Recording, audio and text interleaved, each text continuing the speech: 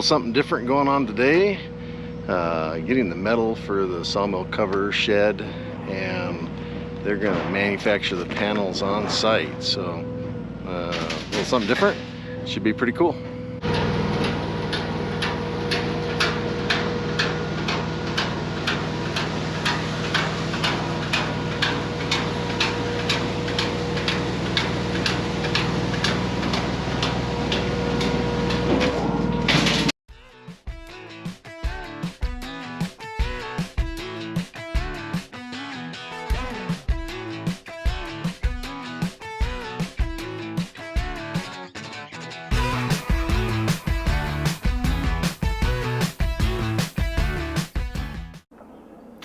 So we're out here doing some prep to the metal prior to putting it on.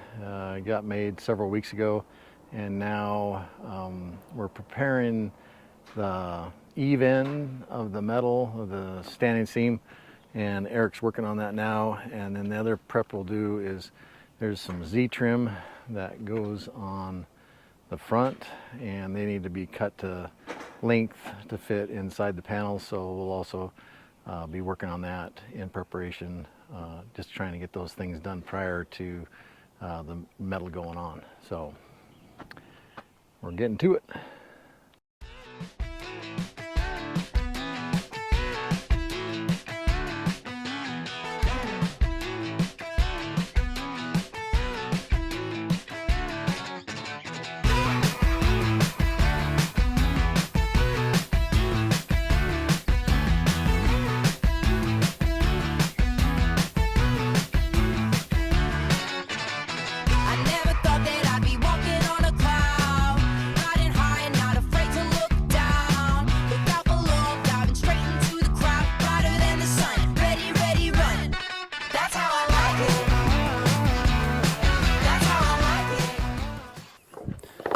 I'll just do the cuts first. This has got a mark at 1 inch, which is how far in we're going to make this bend. So we got a bend under here that's going to cleat into a trim piece. I'm just lining that Sharpie mark up with these, and don't let your, of course I had to do that once. I didn't pay attention to that and it locked me out. So that's right on the 1 inch mark. This one back here, I'm taking it a little further because when I make this bend here, you'll see it in a minute, but then we have to put this on and bend it down. That bend takes up a little space, so that wasn't square on there. So when I'm making this cut, I'm finding that Sharpie mark, and then I'm going in about the thickness of the Sharpie. And when I go down, you feel that cut, but you have some more to do. And so I did one where I cut that, but I didn't have it snipped all the way to the end, so it was short. So that's what these angle the dangle ones. They're not exactly straight. I'm using these two different ones. Yellow and green. Yeah, yellow and green, I guess. So once I have that one, I can make this straight cut. And so if you see my mark, on the other side I would go right there, but on this one I'm coming in just a little bit. So I'm cutting it there. And now I have that mark, because the first one I did, I tried to guess this mark with the tape measure, and I was too far back. So when I folded it in, there was a gap. So now that I have that mark, and when I'm doing this, instead of coming in at an angle like that, since this is straight, if anything, I want to go back that way a little bit. So I'm taking that one in two little pops, and then it comes out. And so when I do this one, it's the same thing. It's that mark plus a little bit, and I'm rolling down a little bit on that bend, and all the way through to the end of the snip.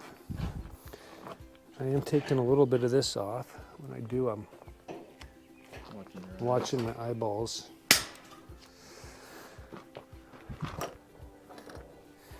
And And then these seem to work nice for folding down because I can take that tight and I'm kind of pulling towards my body and going down. Otherwise, my first couple I left a pretty good bulge out there. So now when I go to fold this one, if I didn't get that 90 sharp, then that's not going to come over and take that gap. So then that's folding in pretty nice. And I taped this hammer, we could pound that in, but since we haven't done this before, we're thinking that we want to be able to pull that back in case it's binding up or something in our way. And so I don't want to go back and forth too many times because it'll break. Okay, so that's capping that end off for like wind-driven water, moisture, dirt, debris, possibly insects. I don't know if it'll keep them all out of there, but it's capping that end off. And it dresses it up. So it's kind of a finished detail. Otherwise, your end would look like that. Yeah. And then these. So I went green for those two cuts, and then I went to the yellow for these straights. But this cut seems to be, it's like these were made for this. But if I get in there just right and pinch it against there, and I don't see any more white, it seems to take that pretty close to the edge, except for this time.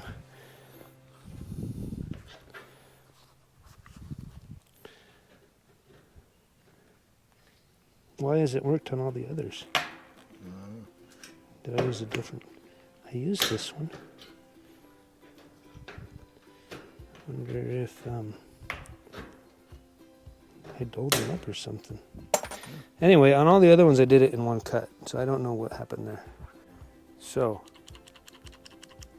we just had to tighten these up a little bit. So we have done half the panels, and so they loosened up a little bit, and that's why they decided not to cut right, I think. So then this one just coming up at that whatever angle, and we're trying to make this piece now. And that way when this piece goes on it, it's not impinging it and in the way.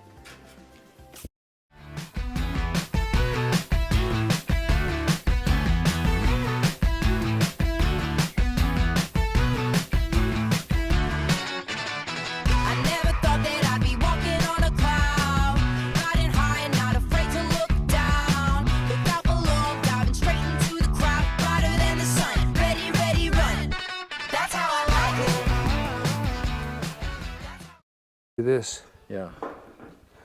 Yeah, there's probably no reason not to do that. There it is. So that one's there, and that one's there. Yeah, that worked. Okay. Good thinking, man. And then I'm not way out here like this, because it bends this. So I'm going close to the edge, and I'm holding that down. So it doesn't, it seems to be working.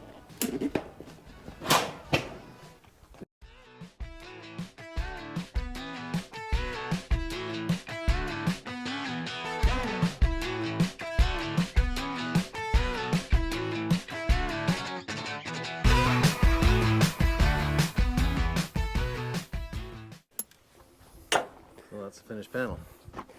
Yeah, we'll tap that in a little bit, and when it's done, and up and on the roof. Okay, the other thing that we're preparing for the metal is this is called the Z trim. This piece gets attached to the roof panels, the wide ones, and then they run full length along the sides. But at the top you have to cut them so they fit in between the panels, and our magic number is 15 1/4 is what we're looking for. So pretty straightforward.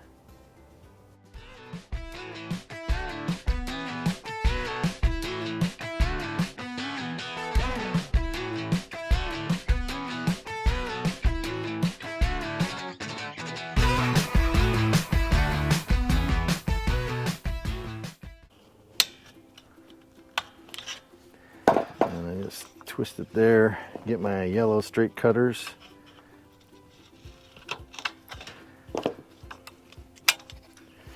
And then I just kind of look at the edges, and if I've got a corner or anything that's out of whack, just kind of straighten it up. But pretty simple there, but that is going to then fit in. This is the top of the panels. We'll put this tape, this, not even sure how you say it, mastic tape, down underneath it and actually wrap it from one panel to the other, and then secure it with, I think we're going to go with 3 screws, and then that trim piece wraps around the front and then into this. The front of it on the fascia will get screws, and then these will get rivets on here. So, but pre-cutting those, just going to save some time, and on game day they'll be ready to go. We got our metal from the IBEX up in Bonners Ferry, and really professional company, but for the do-it-yourselfer, I didn't have a clue what they were talking about. So it took quite a bit to bring myself up to speed, and hopefully we do a good job. Reason why we went with the standing seam on this project is this is going to be matchy, the same kind of product that we're going to use on the barn. So I think it's the standing seam just makes sense, and even though it's a little more labor here in the beginning, it should be a lifetime roof. So anyway, appreciate you watching. You guys have a good day, and we'll catch you with the next video.